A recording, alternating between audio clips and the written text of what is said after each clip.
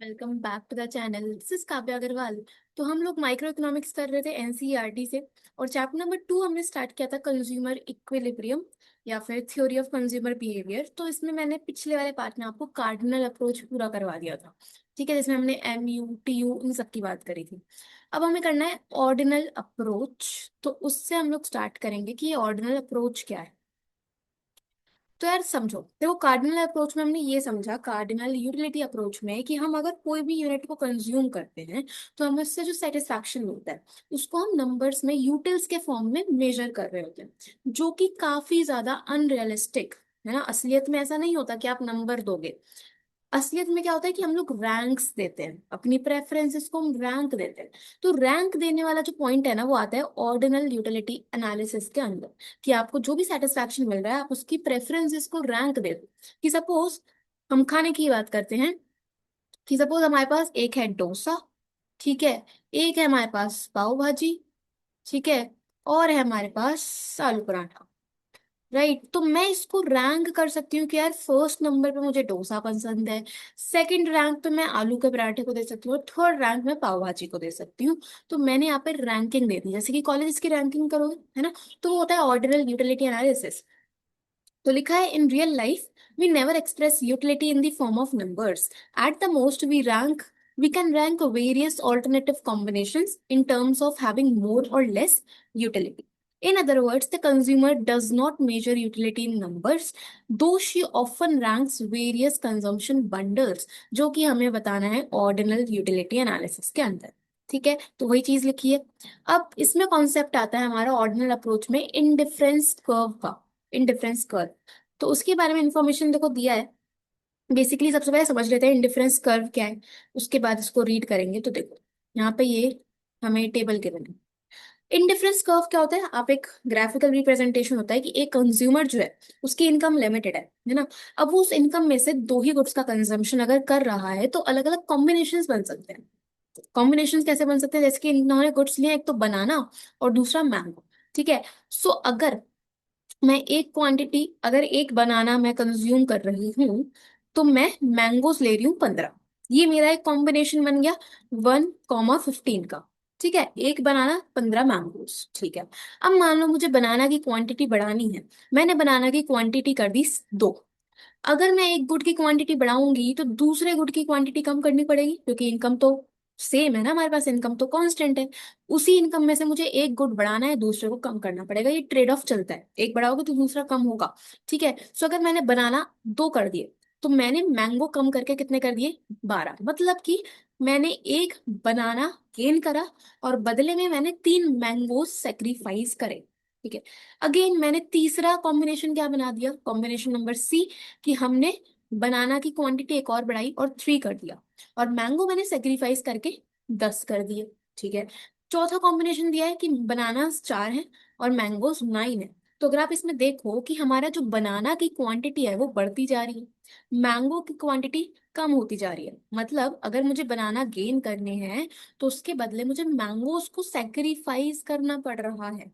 ठीक है, अब ये सब बताने का पॉइंट क्या है कि बेसिकली पॉइंट ये होता है इंडिफरेंस कर्व में कि ये जितने भी कॉम्बिनेशंस बने हैं ए बी सी डी, इन चारों ही कॉम्बिनेशन के सेटिस्फैक्शन लेवल सेम होगा। चाहे मैं कॉम्बिनेशन ए कंज्यूम करूं, चाहे मैं कॉम्बिनेशन बी कंज्यूम करूं, चाहे सी चाहे डी, सभी में जो सेटिस्फैक्शन का लेवल है वो इक्वल होगा, सेम होगा। ठीक है, इनडिफरेंट। इनडिफरेंट यानी कि डिफरेंट नहीं है। तो इन्हीं सबको जो हम प्लॉट करते हैं तो हमारे पास इनडिफरेंट कर्व बन के आता है, इंडिफरेंस कर्व बन के आता है। ठीक है, अब देखो इसमें लिखा क्या है, एक बारी पढ़ते हैं। यहाँ से हमें पढ़ना है, a consumer's preference over the set of available bundles can often be represented diagrammatically. We have already seen that the bundles available to the consumer can be plotted as points. ठीक है, लिखा है इसमें मेन चीज, the consumer is said to be indifferent on the different bundles because each point of the bundles give the consumer equal utility. मतलब क्या है कि देखो, यहाँ पे आपको निकालना होता है। अभी इसका ग्राफ समझते हैं। बनानास इंक्रीज हो रहे हैं, मैंगोज डिक्रीज हो रहे हैं। तो यहाँ पे आप कैलकुलेट करते हो MRS। MRS क्या है, मार्जिनल रेट ऑफ सब्स्टिट्यूशन। ठीक है, ये कैसे आता है, ये आता है आपके पास सेक्रीफाइस अपॉन गेन। ठीक है, कितना सेक्रीफाइस हुआ अपॉन कितना गेन हुआ। देखो 15 से 12, 3 का सेक्रीफाइस हुआ तो 3। ठीक है, और 1 से 2, 1 का गेन हुआ तो 1, 3/1। ठीक है, इसी तरह से नेक्स्ट पे देखो 12 से 10 हो गया तो 2 का सेक्रीफाइस, 2 से 3 हुआ, 1 का गेन। ठीक है, फिर 10 से 9 हुआ तो 1 का सेक्रीफाइस, 3 से 4 हुआ, 1 का ही गेन। ये क्या निकल के आया, MRS, marginal rate of substitution. ठीक है, सो अब इन पॉइंट्स को जब हम प्लॉट करेंगे तो MRS डिक्रीज होता हुआ दिख रहा है, तो आप प्लॉट करोगे तो हमने जो हम गेन कर रहे हैं वो हमने लिया है बनानास को एक्स एक्सिस पे। ठीक है, बनानास हमने एक्स एक्सिस पे लिए, और जो हम सेक्रीफाइस कर रहे हैं यानी कि मैंगोज, उसको हमने लिया है वाई एक्सिस पे। ठीक है, फिर आपको वही सारे पॉइंट्स प्लॉट करने हैं कि अगर एक बनाना है तो 15 मैंगोज, ये एक पॉइंट आ गया, पॉइंट A। ठीक है, अगर बनानास मैंने 2 करे तो मैंगोज 12 कर दूंगी मैं, ये एक कॉम्बिनेशन हो गया, कॉम्बिनेशन B। इसी तरह से कॉम्बिनेशन C, और इसी तरह से कॉम्बिनेशन D। जब इन पॉइंट्स को हम ज्वाइन करेंगे तो इस तरह से डाउनवर्ड स्लोपिंग कॉन्वेक्स शेप का कर्व बन के आएगा, जिसको हम बोलते हैं indifference curve. Indifference curve, indifference curve. और ये जितने भी हमने कॉम्बिनेशन बनाए हैं ABCD, इन चारों ही पॉइंट्स पे कंज्यूमर को सेम सेटिस्फैक्शन मिल रहा है, बिल्कुल सेम सेटिस्फैक्शन।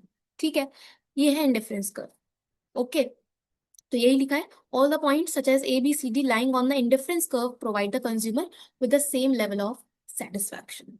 ठीक, it is clear that when a consumer gets one more banana, he has to forego some mangoes so that her total utility level remains the same and she remains on the same indifference curve। तो वही चीज लिखी है कि अगर आपको एक और बनाना लेना है तो आपको एक मैंगो को सेक्रीफाइस करना पड़ेगा।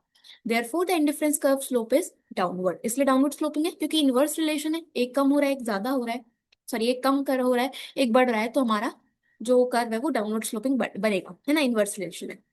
The amount of mangoes, the amount of mangoes that a consumer has to forego in order to get an additional banana, her total utility level being the same, is called marginal rate of substitution।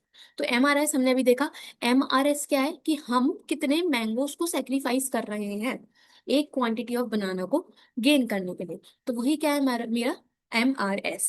ठीक है, so it is simply the rate at which consumer will substitute bananas for mangoes.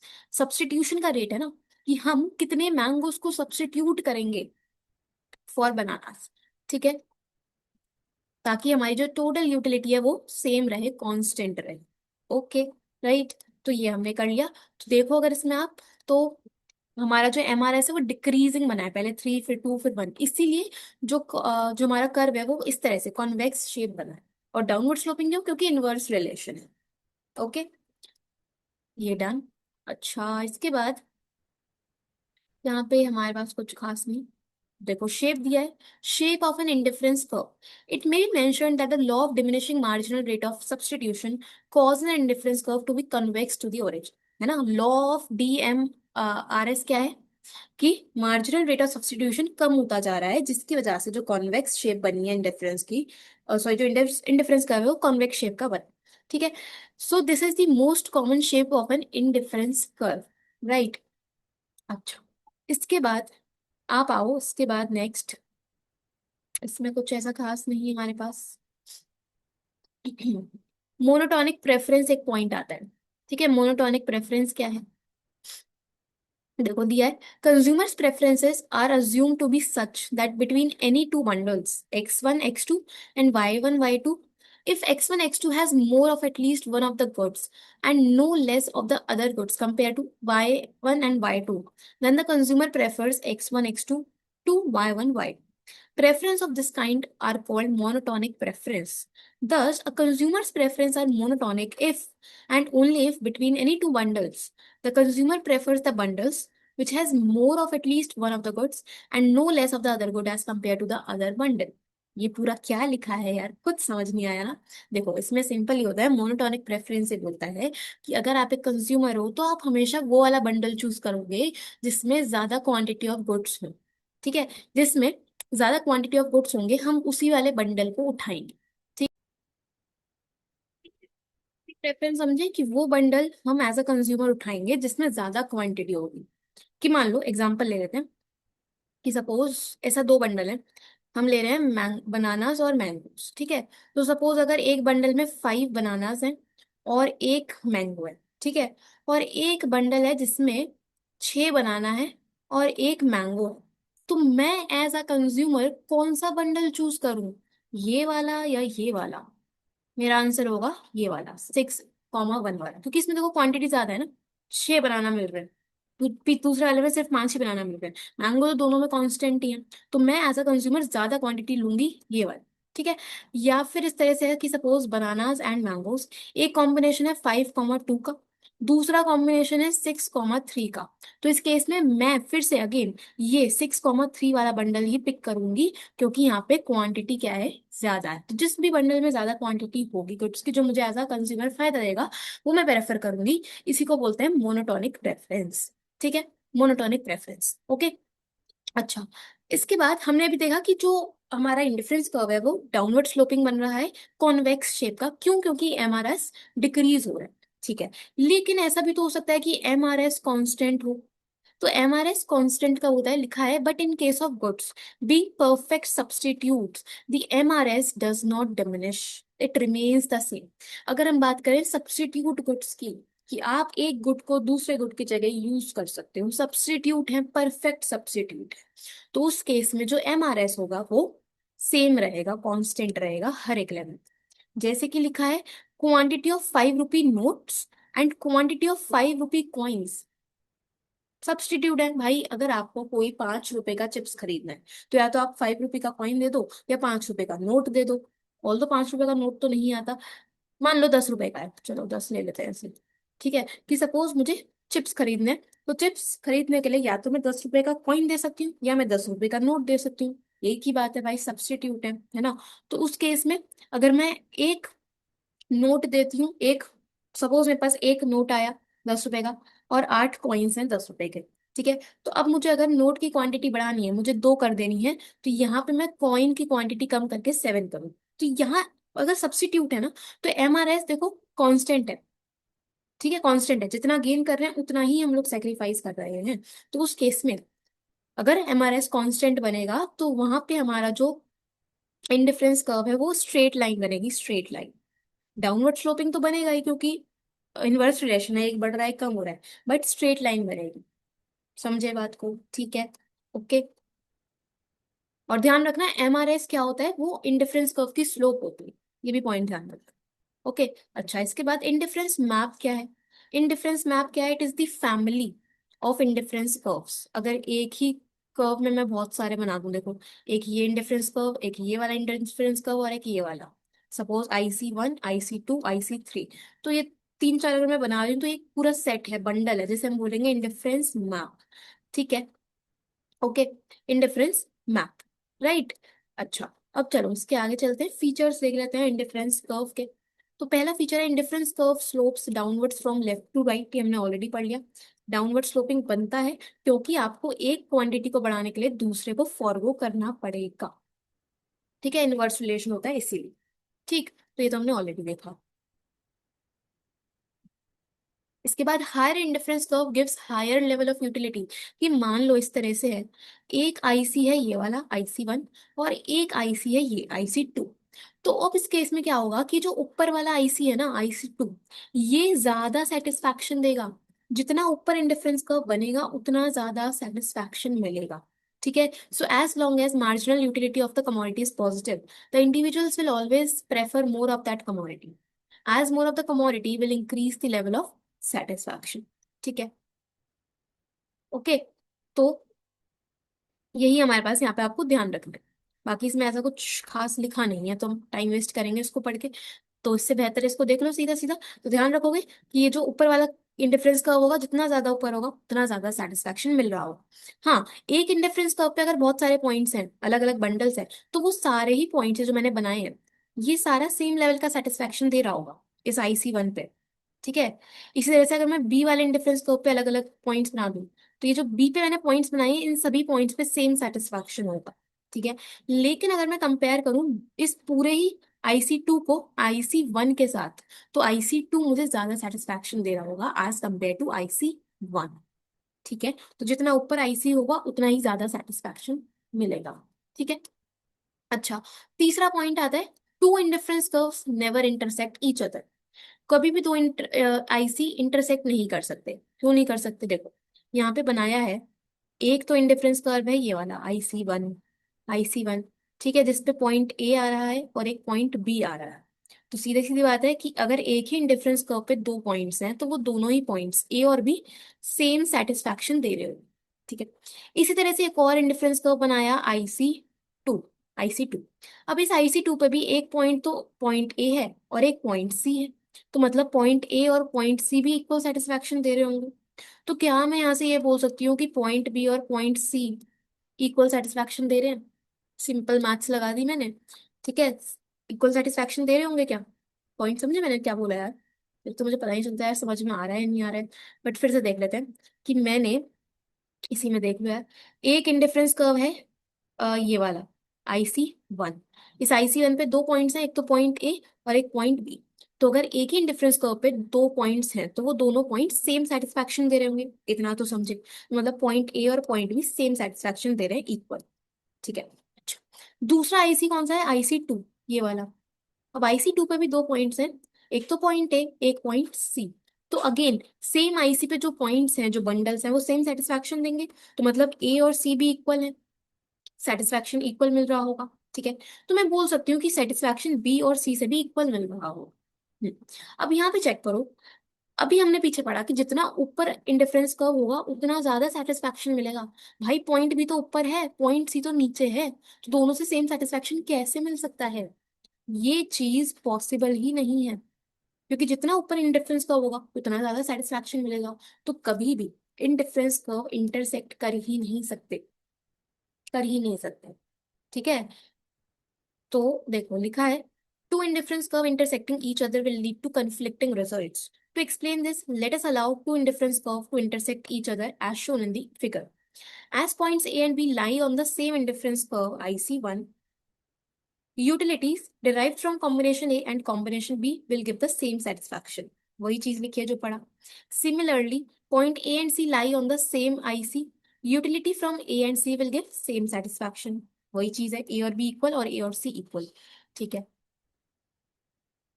So, from this, it follows that utility from point B and point C will also be the same. तो B और C से भी same satisfaction मिलेगा. But this is clearly an absurd result.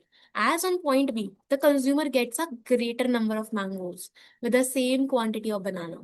So, consumer is better off at point B than the point C. तो वही line लिखी है उन्होंने, कि पॉइंट बी ऊपर है इंडिफरेंस कर्व, तो यहाँ पे ज्यादा सेटिस्फैक्शन मिलेगा as compare to point C. तो दोनों में सेम सेटिस्फैक्शन मिल ही नहीं सकता, और इसीलिए हमारे इंडिफरेंस कर्व इंटरसेक्ट नहीं कर सकते, ठीक है। समझ में आया कुछ? मैंने नॉन स्टॉप बोल तो दिया, बट आई होप आपको इंडिफरेंस कर्व का कॉन्सेप्ट समझ में आया होगा, ठीक है। ये डन है हमारा ऑर्डिनल अप्रोच का एक पहला पार्ट, ठीक, ठीक है।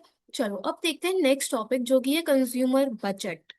कंज्यूमर बजट, हम लोग बोलते हैं ना कि ये चीज हमारे बजट में है या ये चीज हमारे बजट में नहीं है। तो बजट क्या है वो समझना है। तो अगेन a tricky टॉपिक, समझते हैं। Let us consider a consumer which has only a fixed amount of money income to spend on two goods, ठीक है। अगेन इनकम जो है वो फिक्स्ड है, इनकम फिक्स्ड है। The price of the goods are given in the market. The consumer cannot buy any or every combination of the two goods that she may want to consume. The consumption bundles that are available to the consumer depend on the price of the two goods and the income of the consumer. Given her fixed income and price of the two goods, the consumer can afford to buy only those bundles which cost her less than or equal to her income. क्या मतलब हुआ इसका? समझाओ। देखो, मान लो दो goods हैं, एक है हमारे पास, इधर चलते हैं। मान लो दो गुड्स हैं, एक तो है आपके पास बनाना, ठीक है, और एक है मैंगो, ठीक है। अब सपोज बनाना का जो प्राइस है पर यूनिट वो है 10 रुपए, 10 रुपीज, और मैंगो का प्राइस है पर यूनिट 20 रुपए, ठीक है। और सपोज इनकम है कंज्यूमर की कांस्टेंट जो कि है 100 रुपीज, ओके, 100 रुपीज। अब मुझे 100 रुपए में से ही अपना हिसाब किताब देखना पड़ेगा। है ना। 100 रुपीज में ही मुझे कंजम्पशन करना पड़ेगा दोनों ही गुड्स का अलग अलग कॉम्बिनेशन बना के, keeping in mind the price of the goods. Right, मैं अपनी इनकम से ऊपर जाके तो परचेज ही नहीं कर सकती ना। या तो मैं 100 रुपये पूरे खर्च करूंगी, या मैं 100 रुपये के अंदर अंदर खर्चा करूंगी, तो वो मेरे बजट में आएगा। ठीक है, तो वही हमारा बजट का कॉन्सेप्ट है। अब यहाँ पे बंडल क्या बनेगा कि मान लो, कॉम्बिनेशन बना लेते हैं कि मान लीजिए कि मैंने अपनी, सबसे पहले मैंने बनाना पे कुछ भी खर्चा नहीं किया। मैंने बनाना कंज्यूम करे हैं जीरो, बनाना करे जीरो कंजम्पशन। ठीक है, मैं अपना सारा ही इनकम, पूरे 100 रुपीज मैं मैंगो पे लगा दूंगी है। अगर एक मैंगो 20 रुपए का है, मेरी इनकम 100 रुपए की है, तो क्या मैं 5 मैंगोज परचेज कर रही हूँ? बोलो जल्दी से। बनाना का कंजम्पशन मैंने जीरो करा है, 100 की इनकम मैं सारी की सारी मैंगो पे लगाऊंगी। तो अगर एक, सॉरी, अगर इनकम टोटल 100 की है, एक मैंगो 20 का है, तो 5 मैंगोज मैं यहाँ पे कंज्यूम कर रही हूँ। ठीक है, ये एक बंडल बन गया। ओके, अच्छा, इसके बाद मान लो कि मुझे अब एक बनाना कंज्यूम करना है, तो एक बनाना कंज्यूम करा, एक बनाना कंज्यूम करा। या चलो सिंपल रखते हैं, ये एक सिंपल केस हो गया। अब एक दूसरा एक्सट्रीम पॉइंट चलते हैं कि मान लो अब मैं दूसरे केस में मैंगो का कंजम्पशन जीरो रखना चाहती हूँ, जीरो मैंगोज। ठीक है, तो मैं अब अपनी पूरी 100 रुपए की इनकम इस बनाना के कंजम्पशन पे लगाऊंगी। तो 100 रुपए की इनकम, एक बनाना 10 रुपए का है, तो मतलब 10 बनानास आ जाएंगे, 10। एक कॉम्बिनेशन ये बन गया, एक कॉम्बिनेशन ये बन गया। ठीक है, सो अगर आपको इसको प्लॉट करना है तो यहाँ पे ले लो, एक्स एक्सिस पे बनानास, वाई एक्सिस पे मैंगोज। ठीक है, पहला कॉम्बिनेशन बना है 0 और 5, तो इसको प्लॉट करोगे ये यहाँ पे आएगा कहीं 5। ठीक है, फिर दूसरा कॉम्बिनेशन है 10 और 0, तो ये आएगा 10 यहाँ पे कहीं। तो इनको जब आप प्लॉट करोगे तो इस तरह से बनेगा, इस तरह से बन गया। ये क्या है? हमारी बजट लाइन, ये हमारी बजट लाइन है। ठीक है, कि हमने अपनी सारी इनकम खर्च कर दी है कंजम्पशन करने। ठीक है, अब देखो इसको लिखा क्या है इसमें, तो पहले पैसेज में तो यही चीजें लिखी थी कि आप वही गुड्स परचेज करोगे जो आपकी इनकम और प्राइजेस को कंसीडर करते हुए आप कर पा रहे हो।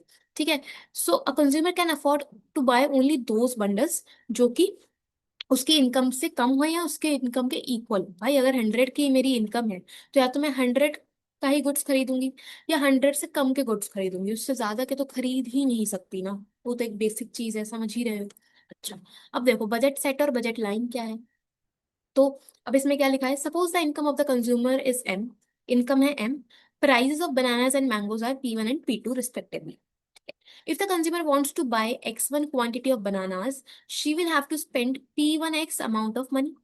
मतलब क्या है कि अगर बनाना का प्राइस है P1 और बनाना का क्वांटिटी को हम रिप्रेजेंट कर रहे हैं X1 से, तो अगर मैं बनाना का कंजम्पशन करती हूँ, उस पर जो भी खर्चा करूंगी, तो क्या वो मेरा टोटल खर्चा P1 X1 के इक्वल आएगा? नहीं समझे हम अभी भी। देखो यार, सिंपल चीज है कि अगर मान लो बनाना का प्राइस है 10 रुपए, और मैं क्वांटिटी बनाना की ले रही हूँ 5, तो टोटल कितना खर्चा हुआ बनाना पे? 10 रुपए इंटू 5, 50 रुपए। तो प्राइस इंटू क्वांटिटी किया ना, वही लिखा है, वही लिखा है। ठीक है, इसी तरह से P2X2 आएगा, अमाउंट ऑफ मनी जो कि हम मैंगोस पे खर्च करें। ठीक है, therefore, if the consumer wants to buy the bundle consisting of X1 quantity of bananas and X2 quantity of mangoes, she will have to spend P1X1 plus P2X2 amount of money। अब ये क्या बोल दिया? देखो मैंने simple चीज यही लिखी है यहाँ पे, जिन्होंने मैथमेटिकली तरीके से दे दिया है कि अगर बनाना का प्राइस 110 है, मैंगो का प्राइस 20 है, तो टोटल खर्चा हम कितना कर रहे होंगे? अगर बनाना का प्राइस मैं P1 लेती हूँ और क्वांटिटी बनाना की मैं X1 लेती हूँ, तो इतना टोटल खर्चा होगा बनाना पर। ठीक है, इसी तरह से अगर मैं मैंगो का प्राइस P2 लेती हूँ और क्वांटिटी है X2, तो टोटल खर्चा इतना होगा। दोनों को ऐड कर दोगे तो टोटल खर्चा आ जाएगा, आपने दोनों गुड्स पे कितना खर्चा करा, दोनों गुड्स पे कितना खर्चा किया, वही चीज निकली है यहाँ पे। ठीक है, वही चीज है। Okay, she can by this bundle only if she has at least this amount of money. तो हम जितना भी ये खर्चा कर रहे हैं, हम जितना भी ये खर्चा कर रहे हैं, कि मान लीजिए प्राइस था बनाना का 10 रुपीज का, और मैं बनाना कंज्यूम कर रही हूँ 10। ठीक है, 10 क्वांटिटी। अच्छा, इसके बाद मैंगो का प्राइस था 20 रुपीज, और मैं मैंगो का कंजम्पशन कर रही हूँ जीरो। ठीक है, तो टोटल मेरा कितना अमाउंट आ गया? ये 100 ही आ रहा है, 100 रुपीज। तो जो मेरा टोटल खर्चा है वो मेरी टोटल इनकम के इक्वल आ रहा है ना, टोटल इनकम के इक्वल आ रहा है। तो वही चीज यहाँ पे लिखी है कि she can by this bundle only if she has at least इतना अमाउंट ऑफ मनी। ये जो टोटल आया आपके पास 100, आपके पास एटलीस्ट 100 रुपीज होने चाहिए तभी आप खर्चा कर सकते हो। ठीक है। ओके। तो हमारे पास एक देखो, ये इक्वेशन आपको गिवन है, बजट कॉन्स्ट्रेंट गिवन है। बजट कॉन्स्ट्रेंट गिवन है, क्या है? देखो, P1x1 + P2x2 less than equal to money income होना चाहिए। कि हम जितना भी खर्चा कर रहे हैं दोनों गुड्स पे, वो या तो इक्वल हमारी इनकम के, या फिर लेस देन हो हमारी इनकम से। इनकम से ज्यादा तो आप खर्चा कर ही नहीं सकते ना। तो इसलिए यहाँ पे लेस देन इक्वल टू का साइन बना है, और इसी को हम बोलते हैं बजट कॉन्स्ट्रेंट। ठीक है, budget constraint. Right. The set of bundles available to the consumer is called budget set. जो भी हमारे पास अलग अलग बंडल्स हैं, कॉम्बिनेशंस हैं, उनको हम बोलेंगे बजट सेट। ठीक है। ये है हमारा बजट कॉन्स्ट्रेंट, इसको ध्यान रखना। ओके। ठीक है। अच्छा, अब इसके बाद आते हैं आगे। तो देखो, ये तो मैंने आपको ऑलरेडी बताया। इसी तरह से स्ट्रेट लाइन बन रही है। ठीक है। अच्छा, अब इसके बाद हमें एक इक्वेशन, देखो ये गिवन है हमारे पास। देखो दो चीजें हैं, एक तो है P1x1 + P2x2 = m। ठीक है। और एक है P1x1 + P2x2 less than equal to m। दोनों में फर्क क्या है कि जो ऊपर वाली मैंने इक्वेशन लिखी है ना, इक्वल वाली, ये है हमारी बजट लाइन की इक्वेशन। बजट लाइन ये बोलता है कि आप जितनी आपकी इनकम है वो आप सारी की सारी खर्चा करोगे दोनों goods पे। उससे ज्यादा नहीं हो सकता, उससे कम नहीं हो सकता। ठीक है। और लेस देन इक्वल टू वाला केस होता है हमारा बजट कॉन्स्ट्रेंट। तो ये दोनों इक्वेशन में बस साइन का ही फर्क है। ठीक है। पहली इक्वेशन इक्वल वाली बजट लाइन की है, second equation less than equal वाली बजट कॉन्स्ट्रेंट की। ओके। तो देखो, तो मतलब ये जो उन्होंने स्ट्रेट लाइन बनाई है ना, बजट की ये वाली लाइन, तो इस लाइन पे जितने भी कॉम्बिनेशन होंगे वो सारे वो कॉम्बिनेशन है जिसमें हमारी पूरी इनकम खर्च हो रही है। सारी इनकम, कुछ भी सेव नहीं कर रहे आप। ठीक है। ये हमारी बजट लाइन है, बजट लाइन। ठीक। तो इसलिए आपको इक्वेशन ये वाली केवल है, इक्वल वाली। ओके। अगर इस लाइन के अंदर कोई चीज अगर है, इस लाइन के अंदर अगर कोई पॉइंट है, तो वो पॉइंट ये शो कर रहे हैं कि हमने खर्चा तो करा है बट हमारी इनकम से कम खर्चा किया है। हमारे पास अभी भी कुछ कुछ पैसा बच रहा है। ठीक है। तो ये जो अंदर पॉइंट्स है ना, उसमें हमारी सारी इनकम खर्च नहीं हो रही। ओके। मतलब वो भी चीजें देखो हमारे बजट में ही आएंगी। ये पूरा का पूरा हमारा बजट ही तो हो गया। ये जो पूरा है ये हमारा बजट ही तो है। ये वाला पूरा, ये जो मैंने ट्राइंगल कलर करा है, ये पूरा हमारा बजट है ना। जितना भी आप खर्चा करोगे वो हमारे बजट के अंदर ही आएगा, इससे बाहर नहीं जा सकते आप। ओके। चलो, अब इसके बाद दिया है line consist of all bundles which cost exactly equal to money income is called budget line. ये आपका जो कॉस्ट है वो मनी इनकम के इक्वल है, तो हम उसे बजट लाइन बोलेंगे। ठीक है, बजट लाइन। ओके। अच्छा जी, इसके बाद चलो, अब देखो ये जो उन्होंने आगे की कहानी लिखी है उसको समझने के लिए एक हम लोग थोड़ा सा कैलकुलेशन कर लेते हैं। देखो, मान लो वही सेम चीज है, आपके पास है बनानास और मैंगोस। ठीक है। ये है हमारे पास प्राइस, इनकम। ओके। अब सपोज बनाना का प्राइस है वही 10 रुपीज, मैंगो का प्राइस 20 रुपीज, इनकम हमारी सेम है 100 रुपीज और 100 रुपीज। ठीक है। अब सपोज मैं पहला कॉम्बिनेशन बना रही हूँ, पहला कॉम्बिनेशन मैंने बनाया जिसमें मैं अपनी सारी इनकम बनाना पे स्पेंड करूँ। ठीक है। तो अगर मैं अपनी सारी इनकम बनाना पे स्पेंड करूंगी, तो मतलब मैंगो का कंजम्पशन तो जीरो होगा, मैंगो का कंजम्पशन जीरो। ठीक है। बनानास कितने आएंगे? भाई 100 की इनकम है, 10 रुपए का एक बनाना है, तो मतलब 10 बनानास मैं यहाँ पे कंज्यूम करूंगी। ये आया कैसे? ये आया, हमने 100/प्राइस किया ना। और याद रखना, बनाना का प्राइस एज पर बुक उन्होंने लिया है P1, मैंगो का प्राइस P2। ठीक है। सो हमने निकाला कैसे? M/P1। M क्या है? Money income. 100/P1 कितना है? 10, तो वैसे ही आया 10। ठीक है। अच्छा, इसी तरह से मान लो दूसरा हमने निकाला जिसमें मैं बनाना तो जीरो कंज्यूम कर, बट मैं अपनी सारी इनकम मैंगोस पे लगा रही हूँ। तो अब किसमें कैसे आएंगे नंबर ऑफ मैंगोस? 100/20, यानी कि M/P2। ठीक है। यानी कि 100/20 इज 5। 5। ठीक है। तो मतलब ये जो मैंने यहाँ पे निकाला ना M/P1, और एम अपॉन पी टू, इनका नाम क्या क्या है? एम अपॉन पी वन है हॉरिजॉन्टल इंटरसेप्ट, इंटरसेप्ट, ठीक है। और ये एम अपॉन पी टू है मेरा वर्टिकल इंटरसेप्ट, वर्टिकल इंटरसेप्ट, ठीक है। देखो यहाँ पे लिखा है,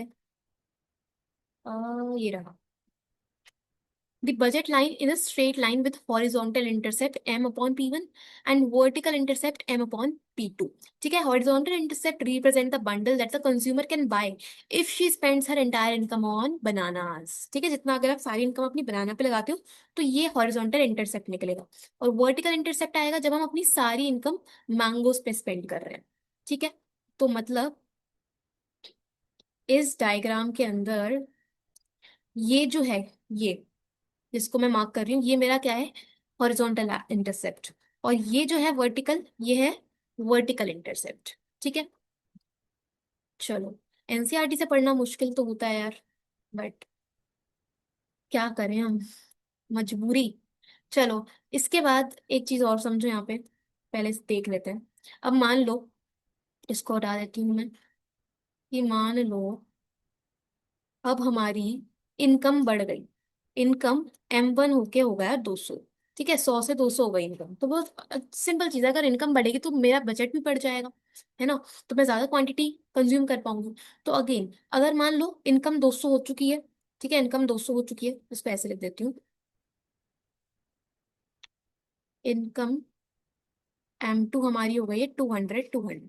तो अब कैसे कॉम्बिनेशन बनेंगे? अब कॉम्बिनेशन कैसे बनेंगे कि 200 इनकम है, मैं अगेन सारा खर्चा अपना बनानास पे ही कर रहा हूँ, तो 200 की इनकम है, और प्राइस है बनाना का 10, तो यानी कि 20 मैंगोज, 20 बनानास मैं ले पाऊंगी, और 0 मैंगोज, ठीक है। इसी तरह से B1 कैसे बनेगा, कि अगर मैं मैंगोज का कंजम्पशन कर रही हूँ, सारा खर्चा मैं मैंगोज पे कर रहा हूँ, बनानास में 0 कंज्यूम कर, ठीक है। तो मेरी 200 की इनकम है, 20 रुपए का एक मैंगो अगर है तो मैं 10 मैंगोज यहाँ से कंज्यूम कर पाऊंगी, 10 मैंगोज कंज्यूम कर पाऊंगी।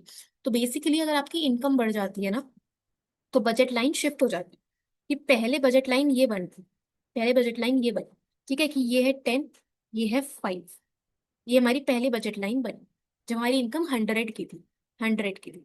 अब अगर मेरी इनकम मर गई तो मेरा जो बजट लाइन है वो शिफ्ट हो जाएगा राइट, यहाँ पे शिफ्ट हो गई, ठीक है। कि पहले 10 बनानास में कंज्यूम कर रही थी, अब मैं 20 बनाना कंज्यूम करूंगी, और 5 की जगह 10 मैंगोज कंज्यूम करूंगी, ठीक है। तो इस तरह से हमारी बजट लाइन शिफ्ट हो जाती है राइट में, अगर इनकम बढ़ती है, ओके। और अगर इनकम कम हो जाए, अगर इनकम कम हो जाए तो मेरी बजट लाइन लेफ्ट में शिफ्ट हो जाएगी, लेफ्ट में शिफ्ट हो जाए, ये भी करेंगे आप, ठीक है, मैंने आपको बता दिया, ओके। अच्छा, अब इसके बाद हमारे पास है स्लोप ऑफ बजट लाइन। तो स्लोप ऑफ बजट लाइन होती है हमारी -P1/P2। मतलब आपने एक्स एक्सिस पे जो वोट लिया है, हमने एक्स एक्सिस पे देखो बनाना लिया है ना, बनाना का प्राइस P1 है, अपॉन P2, ये हमारी स्लोप है बजट लाइन, ठीक है। इसको डिराइव कैसे करना है वो देख लेते हैं एक बारी, क्योंकि बुक में गिवन है डेरिवेशन, तो उसको मैं लिखूं कहाँ पे, स्पेस ही नहीं है, अरे चलो देखते हैं, इधर ही देख लेते हैं। ये लिखा है वैसे तो, कि हमारी इक्वेशन देखो बजट लाइन की ये है, P1x1 plus P2x2 equal to M, ठीक है। बजट लाइन की जो स्लोप है ना, कि बजट लाइन की जो स्लोप है उसका फॉर्म वो है हमारे पास माइनस का P1/P2। P1 क्या है? प्राइस ऑफ बनाना, P2 क्या है? प्राइस ऑफ मैंगोज, ठीक है। तो अब देखो क्या है, हमने सेम लिया है, एक इक्वेशन तो ये वाली है, मैं यहाँ पे ही लिख देती हूँ, इधर लिख देते हैं, चलो।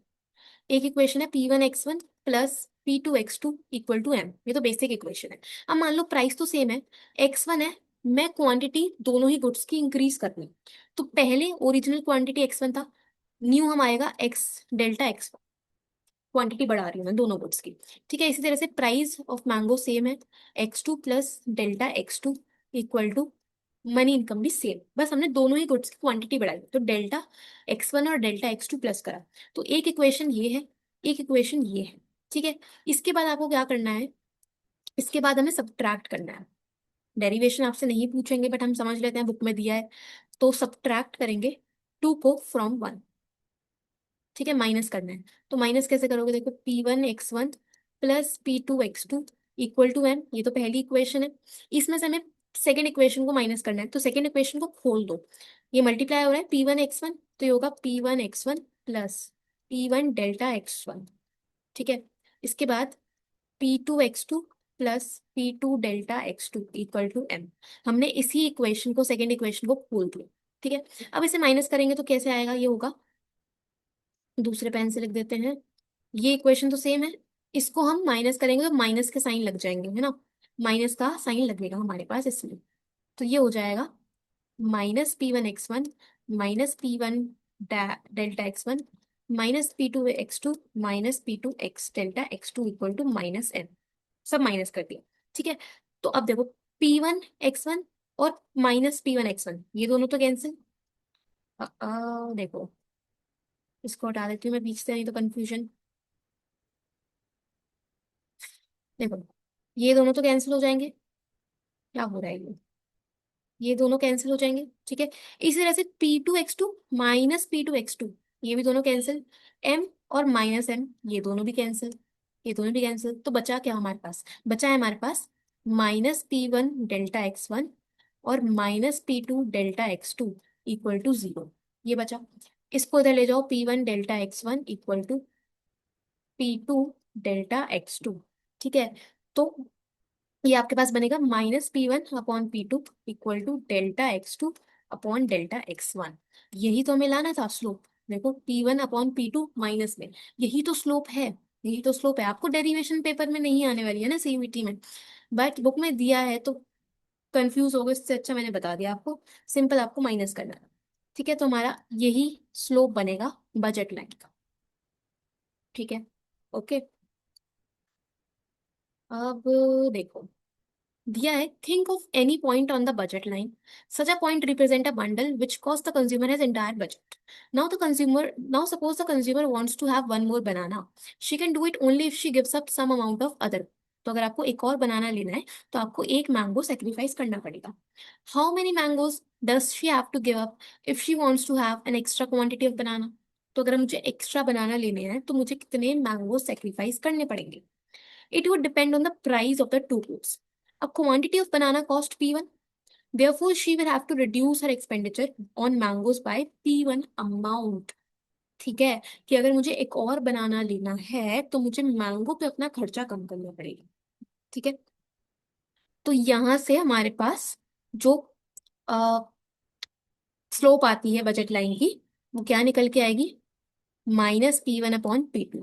P1 क्या है, वो गुड जो हमने एक्स एक्सिस पे लिया, और P2 क्या है, वो गुड का प्राइस जो हमने वाई एक्सेस पे लिया। ठीक है, ओके।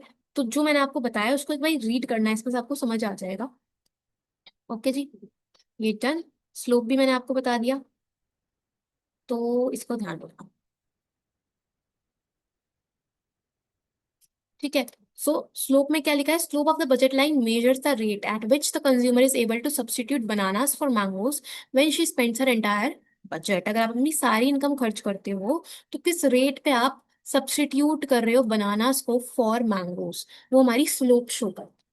ठीक है, ओके। अच्छा, इसके बाद चेंजेस इन बजट की अगर हम बात करें, चेंजेस इन बजट, तो चेंजेस इन बजट में देखो, ये वाला तो मैंने आपको ऑलरेडी बताया, अगर इनकम चेंज हो रही है तो कैसे होगा। तो मैंने आपको ऑलरेडी बता दिया कि ओरिजिनली हमारा जो बजट लाइन है वो ये वाली है। ठीक है, अगर इनकम कम होगी तो बजट भी हमारी लेफ्ट में शिफ्ट हो रही है। ठीक है, बजट लाइन, अगर इनकम बढ़ रही है तो हमारी बजट लाइन राइट में शिफ्ट, क्योंकि वो हमारी इनकम में आ जाएंगे, बजट में आ जाएंगे। ठीक है, अब मान लो प्राइस की अगर हम बात करें, लास्ट टॉपिक है बजट का। अभी तो हमने इनकम का चेंज देख लिया कि अगर इनकम चेंज होती है तो बजट लाइन राइट और लेफ्ट में शिफ्ट होगी। अब मान लो ये हमारी बजट लाइन है, अगेन एक्स एक्सिस में मैंने बनानास लिए, वाई एक्सिस पे मैंगो। ठीक है, अब मान लो ये बजट लाइन है। अब सपोज सपोज बनाना का जो प्राइस है ना वो कम हो गया, बनाना का प्राइस कम हो गया, इनकम हमारी सेम ही है। ठीक है, इनकम में चेंज नहीं लेके आ रहे, बनाना का प्राइस कम हो गया। अब जैसे ही बनाना का प्राइस कम होगा, मैंगो का प्राइस, मैंगो का प्राइस वही है, सेम है जो पहले था। तो जैसे ही बनाना का प्राइस कम होगा वो हमारे बजट में आ जाएगा ना, हम खरीद पाएंगे ना। तो हमारी जो बजट लाइन है वो यहाँ से तो सेम रहेगी, बट बनाना के केस में वो इंक्रीज होके इधर आ जाएगी। ये हमारी नई बजट लाइन बनेगी। कि बनाना की क्वांटिटी मैं ज्यादा ले पाऊंगी। क्यों? क्योंकि बनाना का प्राइस कम होगा। ठीक है। इस तरह से मान लो, अगेन ये बजट लाइन है, मैंगोज, बनानास। अब सपोज सपोज मैंगो का प्राइस बढ़ गया, बनाना का वही सेम। मैंगो का अगर प्राइस बढ़ेगा, मैंगो महंगे हो जाएंगे, महंगे होंगे तो हम कम खरीद पाएंगे। तो मैंगो की तरफ से वो जो बजट लाइन है वो नीचे आ जाएगी, और बनाना के केस में वो सेम ही रहेगी। इस तरह से शिफ्ट हो जाएगा, शिफ्ट हो जाएगा।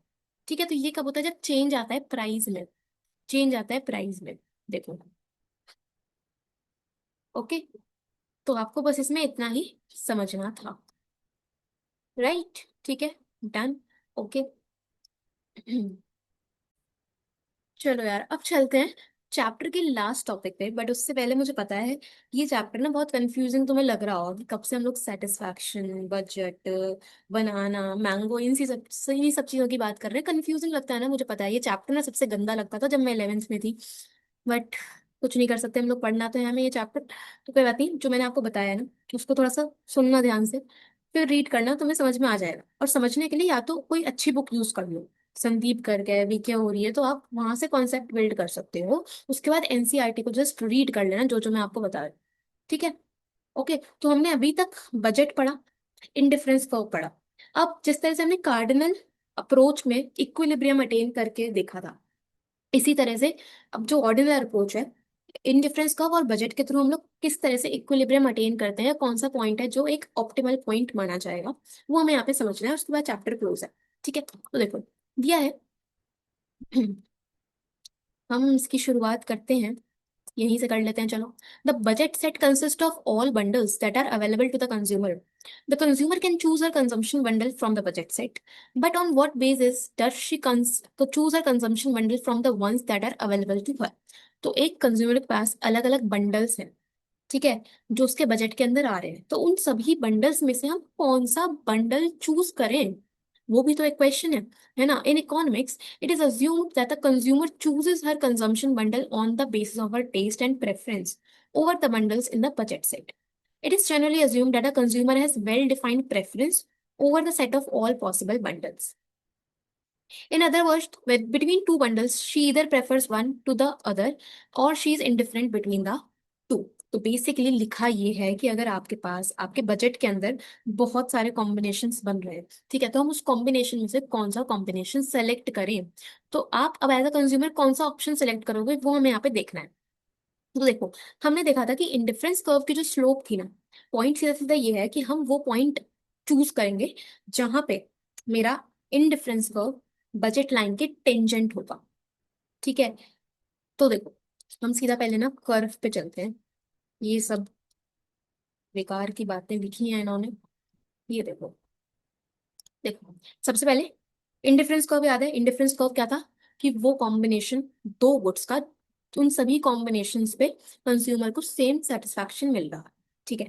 बजट लाइन क्या है? बजट लाइन है कि वो लाइन जितना इनकम है उतना ही हम लोग खर्चा कर रहे हैं गुड्स। ठीक है। तो अब ऑप्टिमल कॉम्बिनेशन, ऑप्टिमल चॉइस कौन सी मानी जाएगी? कि देखो ये तो हमारी बजट लाइन है, स्ट्रेट दिख रही है बजट लाइन। ठीक है, ये बजट लाइन है। इधर बनाती हूँ मैं खुद से।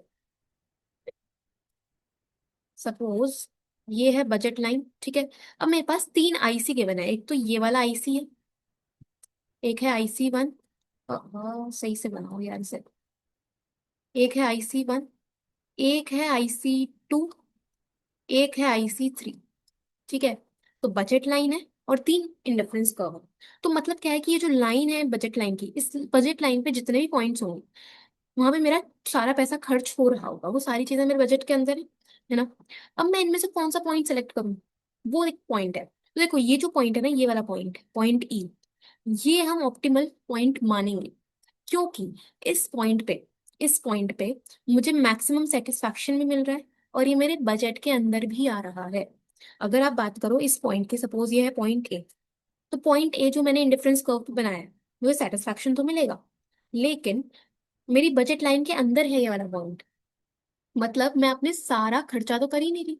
और अभी हमने मोनोटोनिक प्रेफरेंस पढ़ा, जिसमें मैंने ये देखा कि एक कंज्यूमर वो गुड्स चूज करेगा, वो बंडल चूज करेगा जिसमें सबसे ज्यादा क्वांटिटी हो। तो ये जो पॉइंट ए है ये हमारे बजट लाइन के अंदर है, मतलब अभी मेरे पास कैपेसिटी है कि मैं और कंजम्पशन कर सकती हूँ, इससे बेहतर कॉम्बिनेशन में ले सकती हूँ, ज्यादा क्वांटिटी में ऑप्ट कर सकती हूँ, इसलिए हम इस पॉइंट ए को तो इग्नोर करेंगे। ठीक है। अच्छा, अगर मैं बात करूँ इस पॉइंट की, सपोज पॉइंट एफ मैंने बनाया। अब पॉइंट एफ बना दिया मैंने इंडिफरेंस कर्व 3 पे, मतलब मुझे यहाँ पे सबसे ज्यादा सेटिस्फैक्शन मिलेगा, सबसे ऊपर इंडिफरेंस कर्व है ना, जितना ऊपर कर्व बनेगा उतना ज्यादा सेटिस्फैक्शन मिलेगा। लेकिन भाइयों ये तो मेरी बजट के बाहर ही चला गया, बजट के बाहर चला गया तो मैं इसको तो ऑप्ट कर ही नहीं सकती। ठीक है। पॉइंट ई है, ओके, और एक पॉइंट है बी। अब देखो, पॉइंट बी और पॉइंट ई दोनों ही इंडिफरेंस कर्व 2 पे हैं, मतलब दोनों ही सेम सेटिस्फैक्शन दे रहे होंगे। एक कर्व पे दो पॉइंट्स हैं, दोनों सेम सेटिस्फैक्शन देंगे ना। लेकिन क्या मैं पॉइंट बी ऑप्ट कर सकती हूँ? नहीं कर सकती। क्यों? क्योंकि अगेन ये मेरे बजट के बाहर जा रहा है, बजट लाइन तो यहाँ पे ही है सिर्फ। ठीक है, तो इसीलिए हम बोल रहे हैं कि जहां पे इंडिफरेंस कर्व टेंजेंट है बजट लाइन के, ये पॉइंट ई, ये पॉइंट ई हमारा बेस्ट ऑप्टिमल चॉइस मानी जाए, ऑप्टिमल चॉइस। ये पूरा पैसा भी खर्च हो रहा है, सेटिस्फैक्शन भी अच्छी मिल रही है। तो आप as a consumer ordinal approach के अंदर इसी पॉइंट को ऑप्टिमम मानोगे। ठीक है, मेन कॉन्सेप्ट यही है। अब देखो, पढ़ लेते हैं अब इसके आगे जो इन्होंने कहानियां लिखी हैं। ओके, चलो हिम्मत करके पढ़ते हैं।